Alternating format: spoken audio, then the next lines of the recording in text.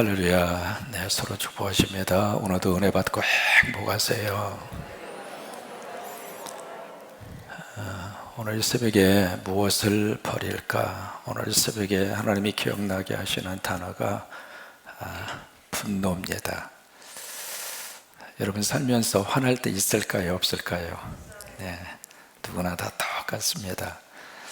근데 화낼 때 있는 것은 누구나 다 같습니다만은 에베소서 4장 26절로 27절을 보시면 분을 내어도 사실 이제 분을 내지 말고 살아라 그렇게 말씀은 하지 않으셨어요. 분을 내어도 누구든지 살면서 화날 때가 있고 분노가 치밀어 오를 때가 있고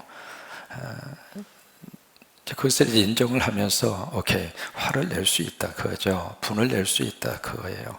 근데 분을 내어도 그 분을 해가 지기 전까지는 해결하라 그 말이에요. 그렇게 해야 할 그 이유를 27절에서 마귀에게 틈을 주지 않기 위해서다.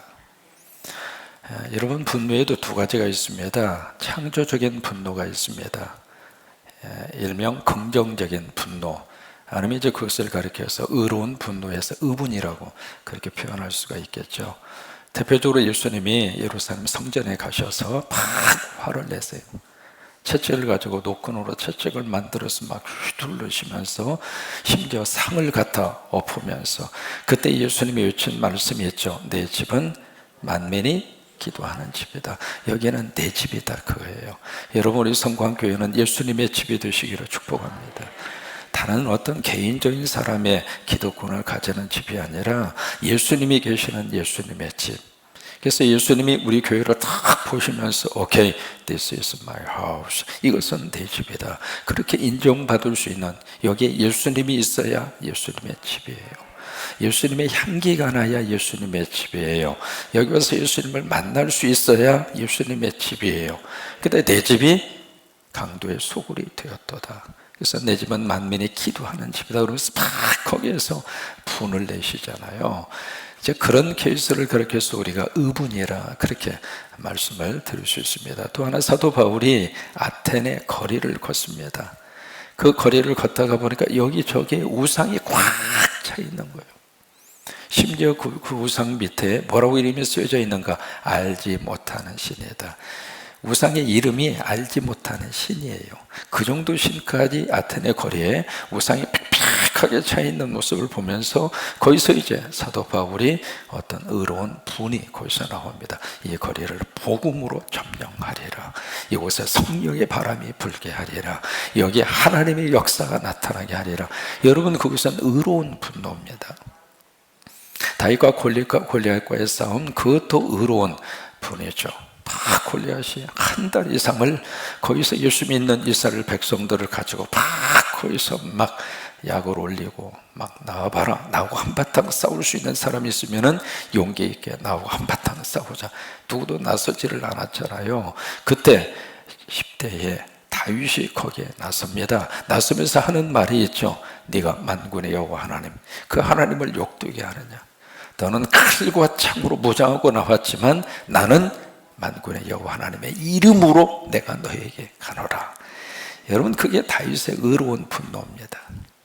이 시대를 살아가는 우리는 지금 우리 기독교에 대해서 여기저기에서 여러 가지 참 듣기 싫은, 아니 듣고 싶지 않는, 어떻게 입에 담지도 못할 말로 매스컴도 그러고 주변 사람들도 그러고 그런 말을 들으면서 우리 스스로가 그냥 빙그레 웃고 있으면 안 됩니다. 어떻게 다가 이 지경까지 됐나? 물론 모든 교회가 다 그런 건 아닙니다. 교회가 이 사회 속에서, 이 민족 속에서 감당하고 있는 일은 긍정적인 부분이 훨씬 더 큽니다. 그게 아멘. 그게 세상이 알아주든 알아주지 않든 우리가 그거 관여할 바는 아닙니다만은, 그러나 적어도 어떤 여론 형성에 있어서 그런 말들이 자꾸 이렇게 고의성이 있든 아니면 어떤 의도성이 있든 그렇게 치고 들어왔을 때 우리 속에 그래?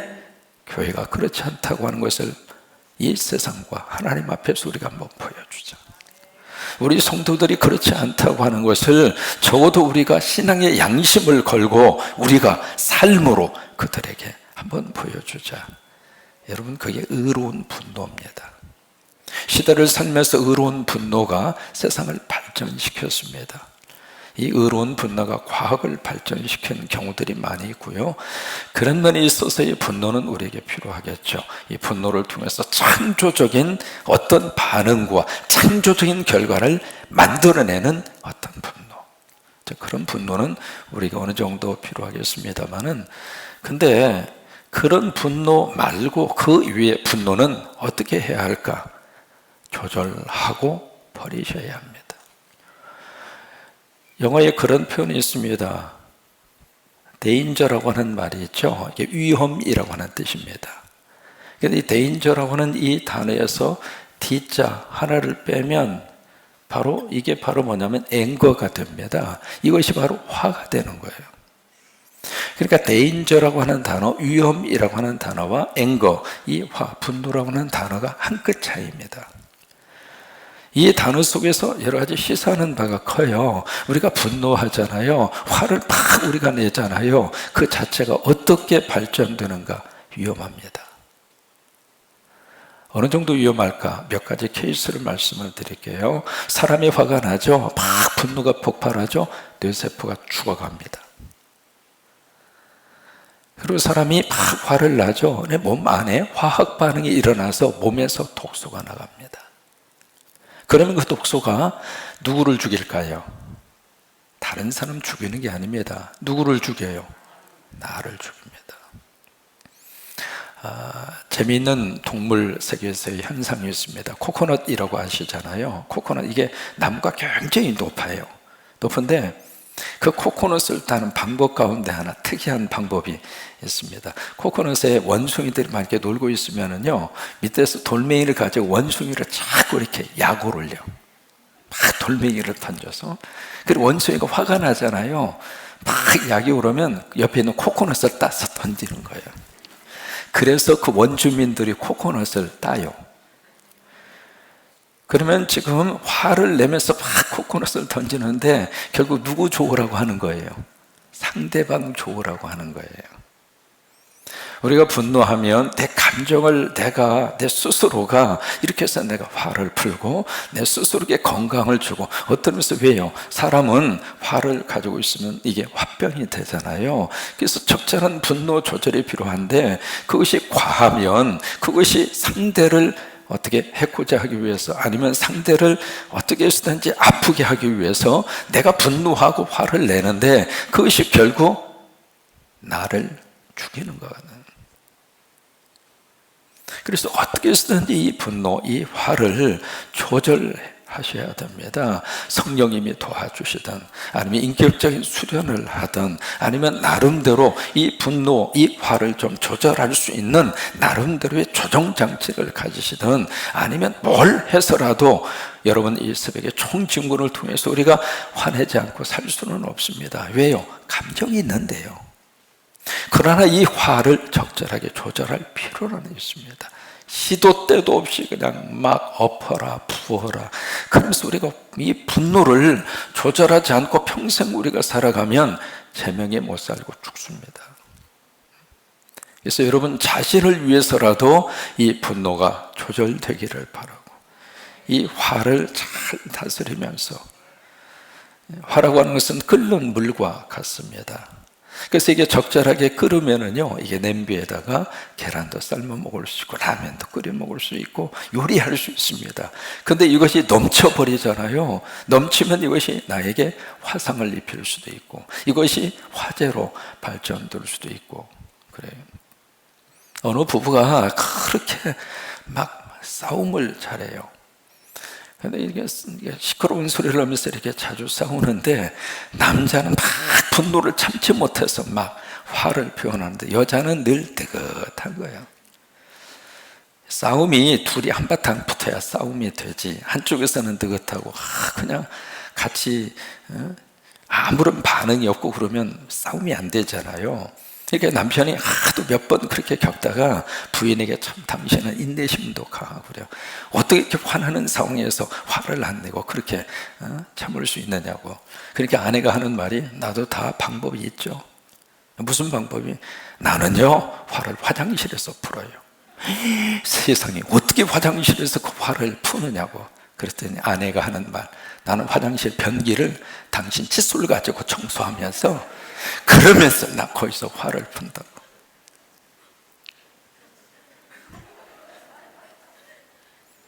화를 내는 사람만 손해입니다.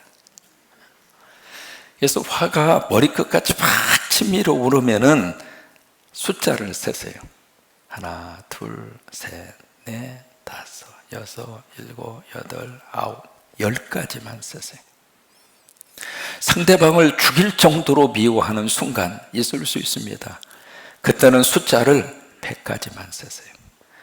100 씌었는데도 죽이고 싶으면 알아서 하세요.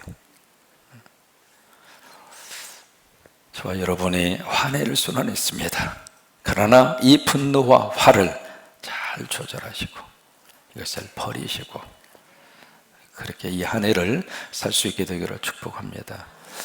오늘 사도 바울은 그 전에 어제 그 말씀을 합니다. 내가 이 세상의 모든 것을 다 버리고 그냥 버리는 것이 아니라 러비시, 내가 배설물로 여기고 해로 여기고, 그 단어 자체가 사실은 쓰레기라고 하는 단어잖아요. 내가 이 세상의 모든 것, 육체적으로 자랑스러운 거, 내세울 만한 것, 나 그거 더 이상 내 삶에 어떤 의미 있는 곳으로 나 붙들고 살지 않겠다. 그렇게 하는 목적이 있습니다. 뭔가를 얻기 위해서 그런 거예요. 뭐예요? 예수 그리스도를 아는 지식. 그 지식이 나에게 있어서는 너무나 고상하게 최고의 가치가 내 인생 속에 있기 때문에 세상적인 것을 나는 버리겠다. 오늘 11절 이하의 말씀에 거기에 기준을 두어서 사도 바울이 그의 삶의 어떤 목적을 딱 제시를 합니다. 3가지 삶의 목적을 제시합니다. 이 11절이거든요. 첫째로 내가 예수 그리스도를 아는 것. 첫 번째 그의 삶의 목표입니다. 나는 예수 그리스도를 알고 싶다. To know the Jesus Christ. 예수 그리스도를 아는 것. 우리가 예수님에 대해서 안다라고 하는 표현을 쓰잖아요. 그 안다고 하는 것은 지식을 말하는 것이 아니라 경험이에요. 헬라어로 기노스코스라고 하는 말이에요. 우리가 예수님을 안다고 하는 것은 단순히 들어서 예수님이 그런 분이구나 아는 것으로 그치지 말고 그 예수 그리스도가 내 속에서 경험되는 거예요. 삶으로 경험되고 관계 속에서 경험되고 하루의 오늘을 통해서 경험되어지고 그 예수님의 내 심장이, 여러분 가슴 한번 만져보세요. 심장이 경험됩니까? 아니면 심장이 있다는 것으로 아는 것으로 끝납니까? 경험되잖아요. 그죠? 뭐가 좀 뛰잖아요? 안 뛰는 분 계세요? 경험된다 그 말이에요. 그러니까 여기서 사도 바울은 나는 예수 그리스도를 알고 싶다. 그 이야기는 예수 그리스도를 계속 경험하고 싶다 그거예요. 그게 사도 바울의 삶의 목표예요. 두 번째로 부활의 영광을 내가 경험하고 싶다 그거예요. 그냥 부활, 먼 미래에 나에게 부활이 있을 것이다. 우리가 살면서 부활이 오늘의 사건이 되면 이 여러 가지 많은 어둠의 현실 속에서 우리가 희망을 가지고 살 수 있습니다. 왜요? 부활은 우리 인생의 희망입니다. 그러니까 부활의 그 영광을 내가 경험하고 싶다 그거예요. 그 다음에 고난에 참여함을 알고 싶다. 이 고난을 내가 경험한 바울의 삶 속에서 이 3가지, 이것이 사도 바울의 어떤 삶의 목적이었고 목표였다 이 말이에요. 그래서 그렇게 하는 이유가 무엇인가 12절을 보시면 어떻게 쓰든지 내가 죽음을 본받아서 어디에? 부활까지 이르려 하노라. 부활까지 이른다라고 하는 그 표현 자체가 바로 뭐예요? 천국입니다. 그렇게 하는 목적과 이유가 무엇인가? 나는 하나님의 영원한 통치가 있는 그 나라, 그 나라의 백성으로 나는 살고 싶다. 이 나라에 불합리하고 부조리하고 문제도 많고 이 땅 위에서 인생으로 내 삶을 끝내고 싶지 않다. 나는 영원한 하나님이 통치하는 부활의 그 나라, 예수 그리스도의 재림을 통해서 이 땅에 이루어지는 천년 왕국, 나는 그 나라의 백성으로 영원히 살고 싶다. 그게 바울의 삶에 대한 목표의식이라 그 말이에요. 근데 13절에 가서 보시면 내가 그것을 이미 얻은 것도 아니다. 그리고 내가 그것을 이미 이룬 것도 아니다. 여러분 그 표현을 잘 보셔야 돼요. 내가 내 앞에서 열거하고 있는 그런 것들을 내가 이미 다 얻은 것도 아니고, 내가 그것을 다 이룬 것도 아니고, 내가 그것을 모두가 다 성취한 것도 아니라 그 말. 여러분, 그것이 예수 믿는 사람들에게 이루어지는 하나님의 귀한 은혜의 역사입니다. 로마서 8장에 보시면은 예수 믿는 사람이 믿음의 사람으로서 하나님의 나라에 가는 과정을 7가지로 쭉 설명을 합니다.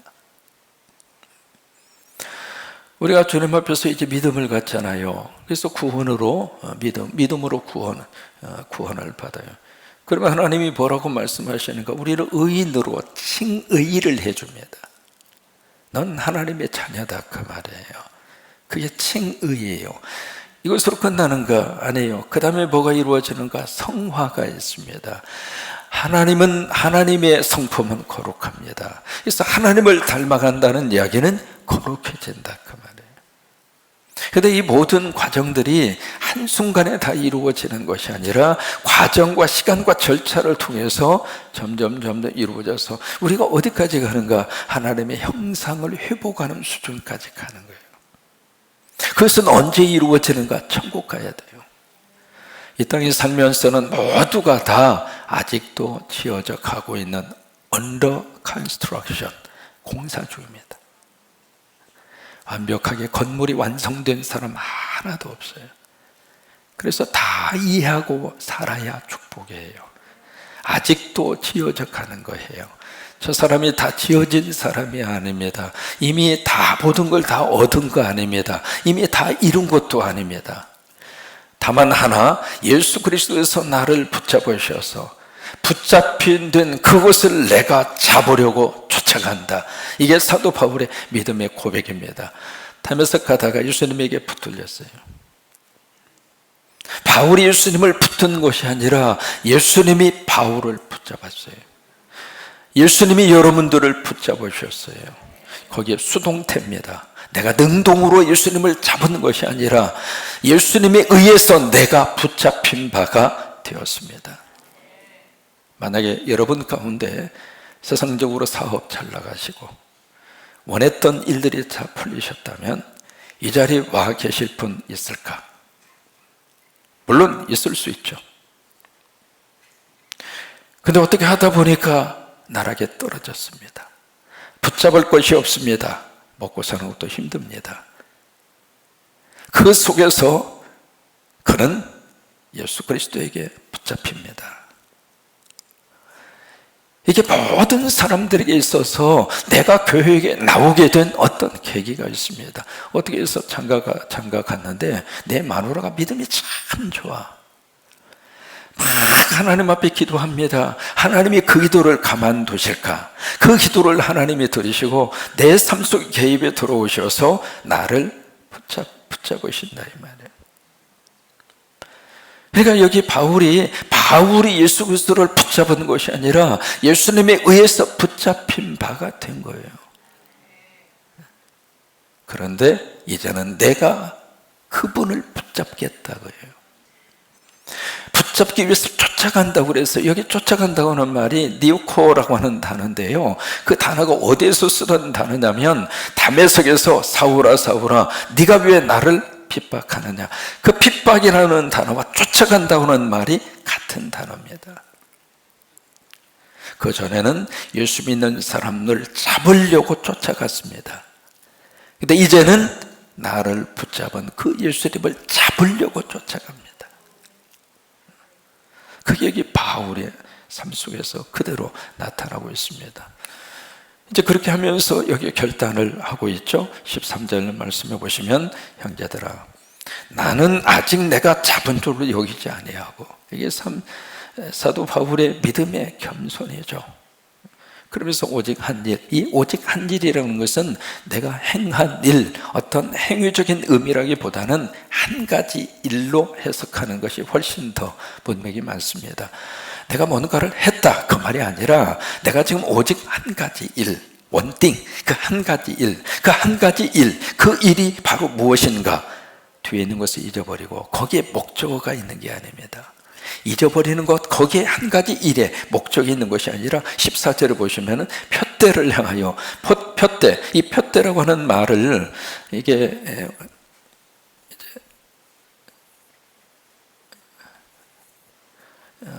가끔 제가 이제 영어로 소개하는 이유가 있습니다. 우리말에는 잘 구별하기 힘든데 영어로는 구별되는, 뚜렷하게 구별되는 것이 하나 있어요. 바로 뭐냐면 이 앞에 붙어 있는 이 관사입니다. 이게 영어를 보면 그게 아주 뜻이 이렇게 탁 하고 그렇게 와닿거든요. 여기에 부정관사가 붙느냐, 정관사가 붙느냐, 그 의미 자체가 다르다고 하는 거 우리가 알고 있잖아요. 여기에 골은 골인데 표대라고 하는 단어를 썼을 때에 그냥 골이 아니라 앞에 정관사가 붙어 있습니다. 그러니까 여기 표대라고 하는 것은 바로 누구냐면 예수 그리스도를 지금 표대라고 표현하고 있는 거예요. 골이라고 그렇게 표현을 하고 있는 거예요. 예수 그리스도가 목표다 그 말이에요. 그렇게 표현을 하고 있거든요. 그 예수님을 향하여 그리스도 예수 안에서 하나님이 위해서 부르신 부름에 뭘 위하여? 위하여라고 하는 단어가 오직 한 가지 일의 목적어입니다. 내가 한 가지 일. 그 한 가지 일이 무슨 일인가? 뒤에는 거 잊어버리는 거, 그것이 목적이 아니라 그건 필요한 일이죠. 위하여라고 하는 단어입니다. 그리스도 예수 안에서 우리를 하나님이 부르신 부름의 무엇을 위하여? 상을 위하여. 계시록 22장에 보시면은 내가 너희에게 줄 상이 나에게 있어, 그렇게 말씀하십니다. 여러분에게 하나님이 주실 하나님의 상급이 여러분 각자에게 있습니다. 내가 예수 믿고 내가 믿음의 삶을 걸어가고 교회를 위하여 헌신하고 사역을 위하여 헌신하고 이 새벽에 우리 쉐케나 나와서 이 찬양할 때까지 우리보다도 훨씬 더 일찍 일어나셔서 이 헌신과 수고 없어지지 않습니다. 여러분들에게 주실 하나님의 상이 있습니다. 아, 목사님 뭐 그 상 바라보고 합니까? 그럼 뭐예요? 예수 믿으면서 우리가 바라볼 게 뭐예요? 오늘 국내 선교위원회, 청교위원이 찬양하시고 헌신하시기 위해서 수고하셨어요. 하나님을 위하여 드려지는 시간과 물질 결코 없어지지 않습니다. 상이 있습니다. 저 같은 경우에는 고등학교 졸업하자마자 신학교 갔습니다. 저에게는 젊은 시절이 사실은 그냥 교회입니다. 신학교 가자마자 전도사 생활했거든요. 그때부터 그냥 고등학생이 갓 졸업한 고등학생한테 고등학생이 전도사님 그러다 보니까 그때부터 전도사가 된 거예요. 76년도부터. 그러니까 젊은 날의 무슨 추억이라든지 젊은이의 뭐 그런 걸 할 수 있는 기회도 아무것도 없었죠. 그냥 뭐 대학 생활이 신학교로 이어지고 신학교로 가면서 바로 전도사로 바로 사역이 이루어지고 그랬으니까요. 그러면서도 뭘 느끼는가? 하나님께서 지금 이 땅 위에서의 상도 상이지만은 영원한 하늘의 상, 그 상을 바라보고 사역하고 목회하는 거예요. 여러분 각자에게 하나님이 주시는 상이 있어요. 그 상이 내대로 끝나지 않고 우리 자녀 때까지, 우리 손주 때까지 그 상이 계속 이어지기를 바라는 거예요. 그 상을 위하여. 그것이 바울이 생각하는 원띵, 한 가지 일입니다. The goal, 목표로 생각하는 바로 그거예요. 그러면서 어떻게 하는가? 쫓아간다 그 말이에요. 달려간다 그 말이에요. 15절, 그러므로 누구든지 우리 온전히 이룬 자들은, 거기 온전히 이뤘다 그 말은 영적으로 성숙한 자들이다 그 말이에요. 그러니까 우리들 가운데 영적으로 성숙한 사람도 있을 거 아니겠어요? 우리 교회 안에 나름대로 믿음이 흔들리지 않고 영적으로 딱 세워져 있는 분들이 있을 거 아니겠어요? 그런 사람들은 위에서 이야기했던 그런 내용들을 생각하고 신앙의 생활을 하자 그 말이에요.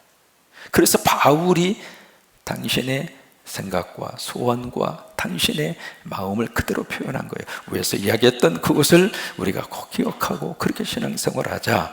만일 어떤 일에 너희가 달리 생각한다면, 의견을 달리하는 사람이 있을 수도 있죠.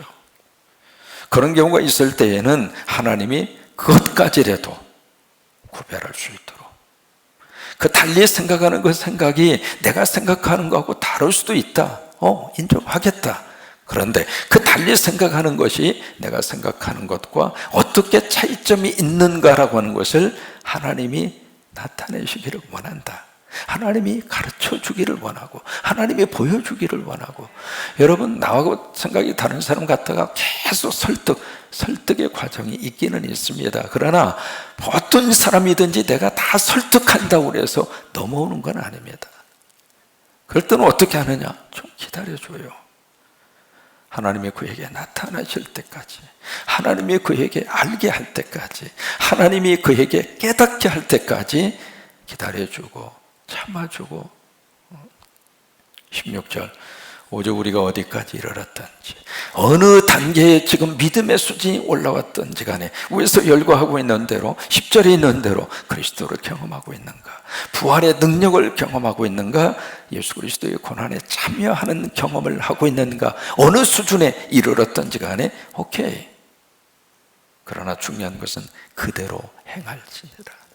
여기에 그대로 행한다고 하는 말은 군대에서 열을 쭉 쥐어서 이렇게 가잖아요. 참 재밌어요. 군대에서 제식 훈련 하다 보면 꼭 거기에는 군대식 말로 또라이가 한 사람씩 꼭 있어요.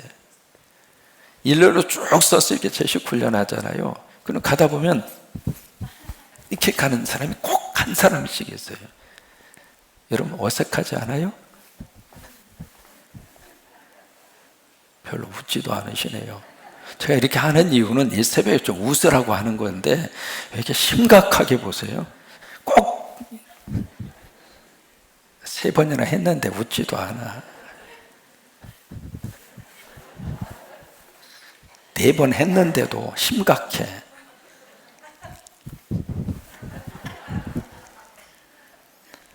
이게 옆에서 보면은요, 아주 눈에 딱 들어옵니다. 다른 사람들은 다 이렇게 해서 제대로 가는데 그 사람만 이렇게 하네. 여기 그대로 행할지니라. 그 얘기는요, 대열을 딱 맞추어서 같이 가라 이 말이에요. 대열에서 이탈하지 말고. 여러분, 우리 성광교회 성도들은 함께 가시기를 바랍니다. 여기서 자꾸 뒤로 이탈하면, 그 대열에서 이탈하면 따라오기가 어렵습니다. 같이 가는 거예요. 그래서 이 새벽기도 총증군에 이렇게 함께 오셔서 같이 이렇게 새벽에 총증군 달려가시는 것이 축복입니다. 같이 가는 거예요. 같이 한 곳을 쫙 바라보고 그리고 나서 행군을 같이 하는 거예요. 그러면 이게 참 묘한 것이, 이게 이제 완전군장이라고 그래가지고 그 배낭에다가 온갖 것을 다 집어넣고 보통 20km, 50km, 100km 행군을 하잖아요. 그거 혼자 그 짊어지고 행군하라고 그러면 참 힘들어요. 근데 같이 이렇게 가면은 옆에서 으쌰으쌰 해주기도 하고 같이 이렇게 손을 들어주기도 하고, 그 조금 힘들면 이렇게 좀 거들어 주기도 하고, 그러면 그 무거운 배낭을 메고 같이 완주할 수 있는 거예요. 신앙의 여정도 똑같아요. 같이 으쌰으쌰 하면서 같이 잡아주고 같이 붙들어주고 같이 밀어주고 당겨주고, 그러면서 우리가 하나님 나라까지 그렇게 가는 거예요. 여러분, 이런 은혜가 우리 가운데 충만하게 넘치시게 되기를 주의 이름으로 축원합니다.